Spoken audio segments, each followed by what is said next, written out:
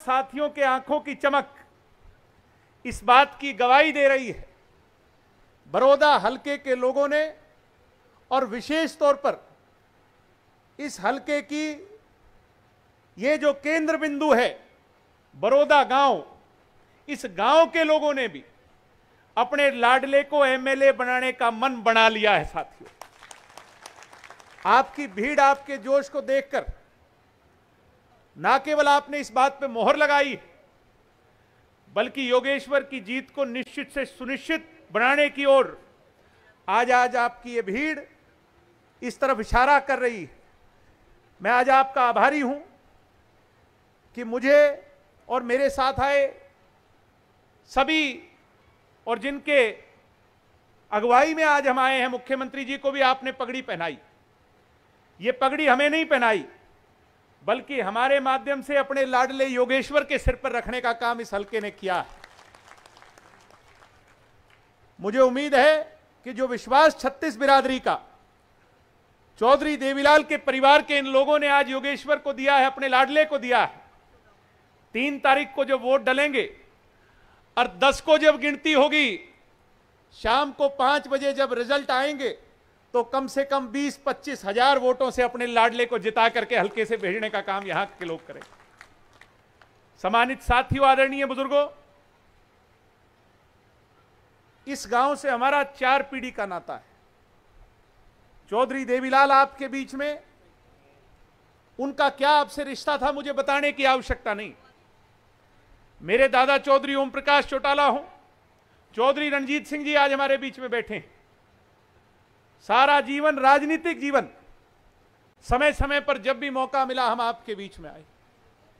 मेरे पिताजी डॉक्टर अजय सिंह चौटाला जी, उनके जन्म दिवस पर तो मुख्यमंत्री जी, इस गांव के लोग, शायद ही कोई साल ऐसा गया होगा पिछले 20-25 सालों से जब यहां कोई उनके जन्मदिवस 13 मार्च पर ये लोग बहुत बड़ा भंडारा और बहुत बड़ी सभा करते हैं, उनको सम्मान देने का काम करते हैं। और कांग्रेस के षड्यंत्र ने, भूपेंद्र हुड्डा ने जब मेरे दादा और मेरे पिताजी को जेल भेजा, तो मेरे और दुष्यंत को आपने उस 13 मार्च को बुला करके अपना आशीर्वाद सदैव देने का काम किया। मैं आज वो दिन भी याद करना चाहता हूं। भाई, इस बड़ौदा गांव से हमारा राजनीतिक जुड़ाव नहीं है, पारिवारिक जुड़ाव है। मैं इस परिवार के बीच में आज अपने बड़े भाई योगेश्वर दत्त के लिए, इस हरियाणा की नहीं, इस हिंदुस्तान की शान के लिए हाथ जोड़ करके वोट की अपील करने आया हूं। आपका कीमती वोट आज गठबंधन के पक्ष में पड़े और ये आपका लाडला चंडीगढ़ की पंचायत में जाकर बड़ौदा गांव की और इस हलके की आवाज को मजबूती से उठा सके, मैं वो मांगने आज आप लोगों से आया हूं। मुझे उम्मीद है भाई मदद करोगे कि नहीं बड़ौदाड़ो? भाई ढीले ढीले बोलो। और ये पीछे नौजवान खड़े, दोनों हाथ उठाकर मुख्यमंत्री जी को विश्वास दिलाने का काम करो।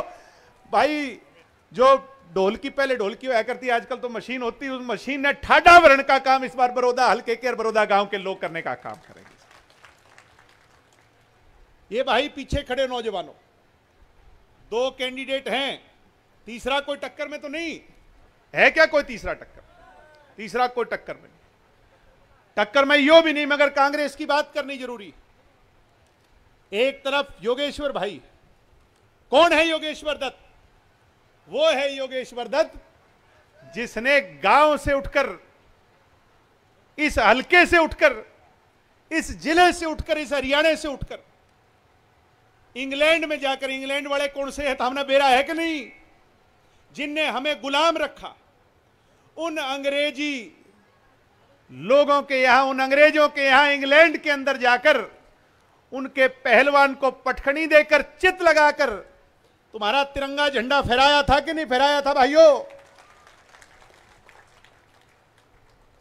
और जिस दिन तिरंगा झंडा फहराया था, ये मेरी माताएं बहनें बैठी हैं, इन लोगों ने, क्योंकि भाई तो इंग्लैंड में था, ये टीवी को पुचकार रही थी, टीवी के ऊपर हाथ रख के कह रही थी, ले मेरे लाडले, तूने हमारा आज जो सीना है वो गर्व से चौड़ा कर दिया। वो है योगेश्वर दत्त। अरे कौन है योगेश्वर दत्त? वो है योगेश्वर दत्त जिसने, आजकल तो कोई क्लर्क की नौकरी नहीं छोड़ता मेरे भाइयों, एसपी और डीएसपी की नौकरी छोड़ी थी कि नहीं छोड़ी थी? छोड़ी थी कि नहीं छोड़ी थी? करोड़ों रुपए की एडवर्टाइजमेंट छोड़ दी।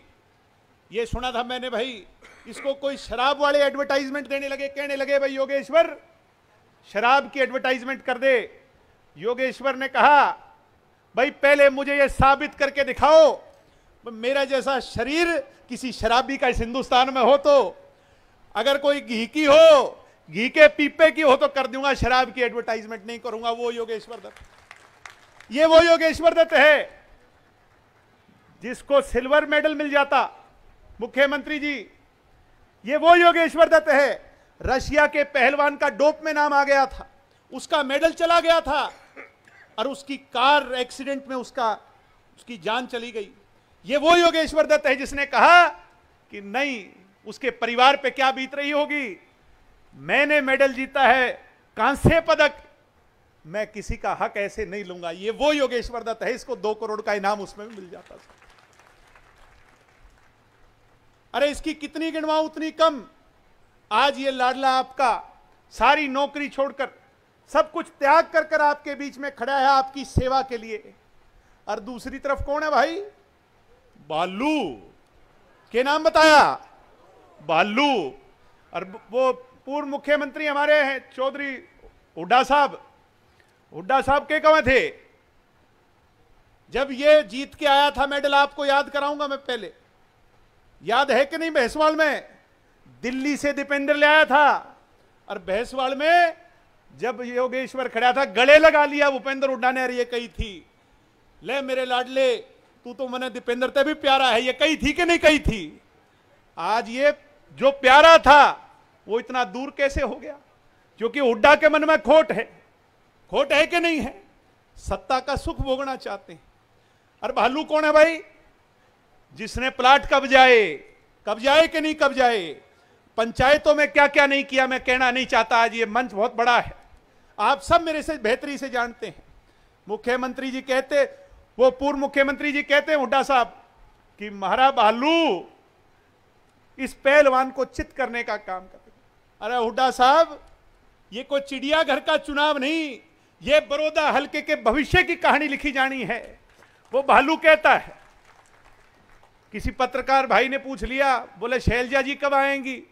बोला मना नहीं बेरा भाई, मर तो हुड्डा ही है, कोई भी कुछ भी पूछ लो। बोला जी क्या काम करोगे? बोला मैंने नहीं बेरा भाई, हुड्डा से पूछो, मैं तो हुड्डा का हूं। ये विधानसभा में भी ये कह देगा, जब प्रश्न उठाने की बारी आएगी वह मना नहीं बेरा दीपेंद्र से पूछ लो। कैसे काम चलेगा?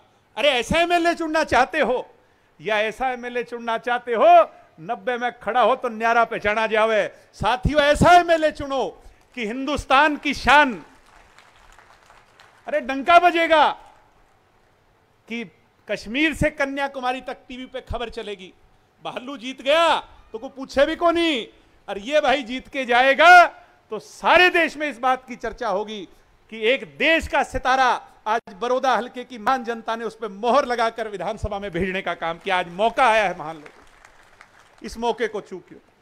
और कुछ लोग कह देते, बोले, और भूपेंद्र हुड्डा जी ने कह दी, इतना बड़ा नेता ऐसी बात नहीं कहनी चाहिए भाई, ब्राह्मण का छोरा है देख लियो। भूपेंद्र हुड्डा जी अपनी मां की कोख में जब जन्म लिया था तो फैसला करने का अवसर किसी को नहीं मिलता, कोई फैसला करके नहीं आता मैं, मेरी माताएं बहनें बैठी हैं, कोई ये सोच के नहीं आता कि मैं ब्राह्मण के घर में जन्म लूंगा, जाट के लूंगा, किसी वाल्मीकि भाई के घर में जन्म लूंगा, किसी दलित परिवार में जन्म लूंगा। ये तो परमात्मा ने जिसके घर में जन्म दे दिया हमारा सौभाग्य है। मगर ये पहचानो कि सच्चा सेवक कौन है, आपकी सेवा कौन कर सकता है, आपके साथ मिलकर के कौन चल सकता है।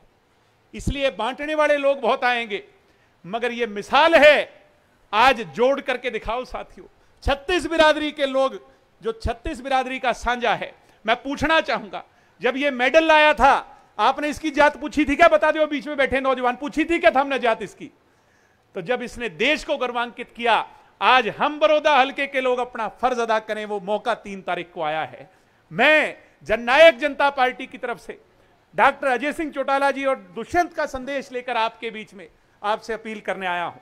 मुझे उम्मीद है कि आज आप इस बात का विश्वास दिला करके दे करके जाएंगे और आने वाली 3 तारीख को अपनी मोहर लगाएंगे, और 10 तारीख को जब पेटियां खुलेंगी तो कांग्रेस का हरियाणा में सफाया हो जाएगा और हरियाणा में एक नई अलग और दुगनी ताकत से यह सरकार अगले 4 साल काम करेगी। और भाई 4 साल का मौका है। मुख्यमंत्री उप मुख्यमंत्री ने आपके बीच में कॉलेज की घोषणा कर दी कि नहीं कर दी भाई? करी है कि नहीं करी? ये तो बिना मांगे करी है। और जब ठाडा पहलवान आगे जाओगा तो फिर तो मांगने की जरूरत आपको नहीं पड़ेगी। अगले 4 साल चंडीगढ़ का दरवाजा आपकी तरफ करने का काम हम मिलजुल करके करेंगे भाई। कहने